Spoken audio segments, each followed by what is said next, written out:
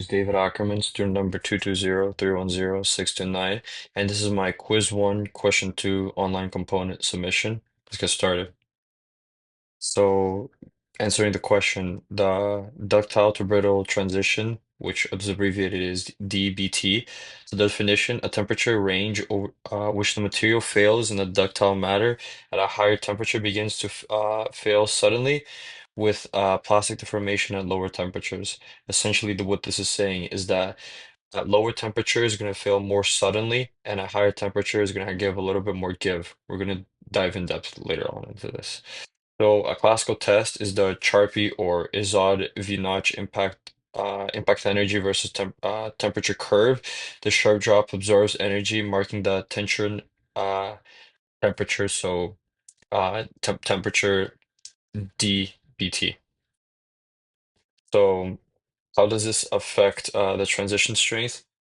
So the behavior is let's start with the behavior, yield and tension strength. So when it's warm, it has lower yield strength, so gradual necking. So you're going to gradually see the steel um, be very more ductile.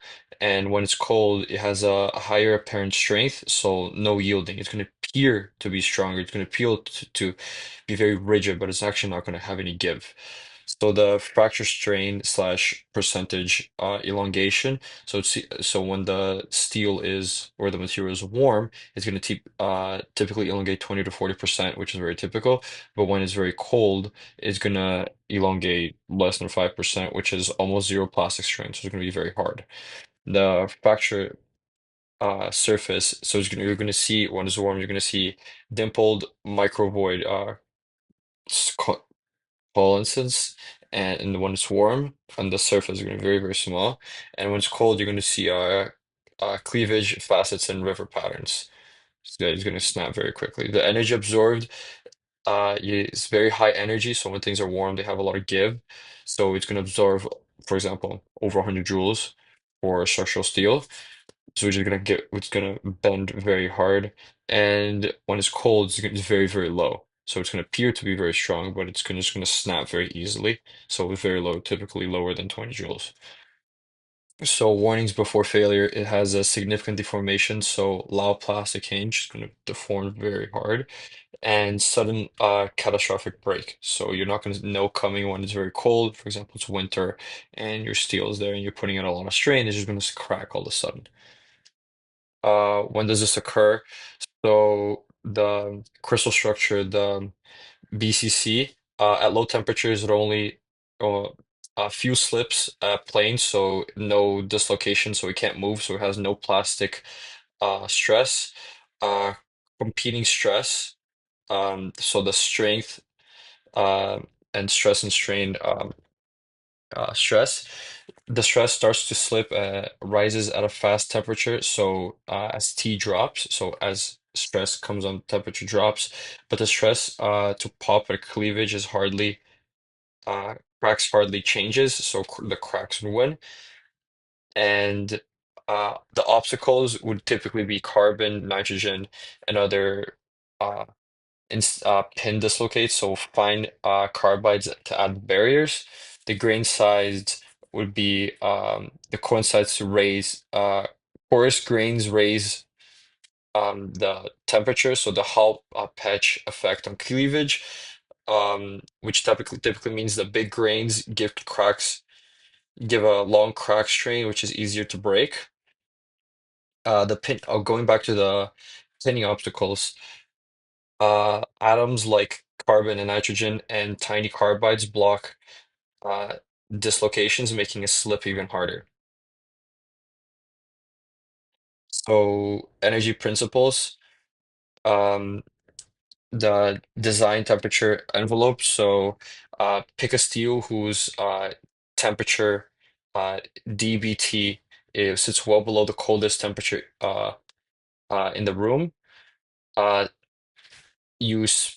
specify Charpy energy limits. So, example, less than 27 joules and at negative 20 degrees Celsius. So, you'd define a specific point in the curve.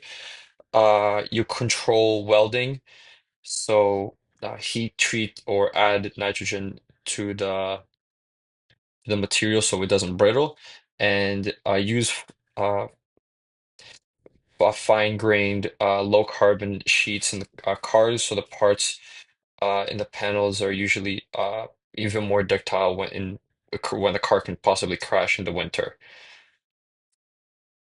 Now, this is a graph that I drew. It would Another graph that's not the graph that we initially talked about, but I will explain this graph. And so in the x-axis is the temperature moving right as it gets warmer. So left is cold, right is warm. On the left y-axis, it has the blue energy absorbed CV. That's the Charpy-V notch impact energy in joules. On the right, which is the orange or yellow percent cleavage fracture, um, it's a production of flat cleavages faces on the surface, so percentage how much it breaks. The solid black curve, the S curve, it goes from left to right. The energy absorbed by any specific material specimen um, rises sharply through the transition. So you can see how the temperature and the energy absorbed would relate, and it rises sharply as it moves on. And the orange curve, or for me it's orange, for you might be yellow. That's the percent cleavage fracture as it falls to ductile dimples replace cleavage. So you can see that there's on the left side there's the nil ductility term, and that's first temperature, which the specimen shows any measurable plastic deformation before fracture. There's the ductile to brittle uh, transition temperature, which is measured by the XJ right there. It's a mid-slope inflection where the energy climbs the fastest. Yeah, the when energy climbs the fastest, and there's a mark right there. It's XJ. It's a specification limit that the material if it limits if it falls below, it's unsuitable for service. So if it falls below that certain threshold, it should not be used for safety reasons. The There's the fracture appearance transition, which is the middle dashed line. So the temperature at which the fracture surface is at 50% cleavage fracture, and the fracture toughness plateau, which the upper region where the further heating brings a little extra toughness. And that has been my video. Thank you so much for listening. And yeah.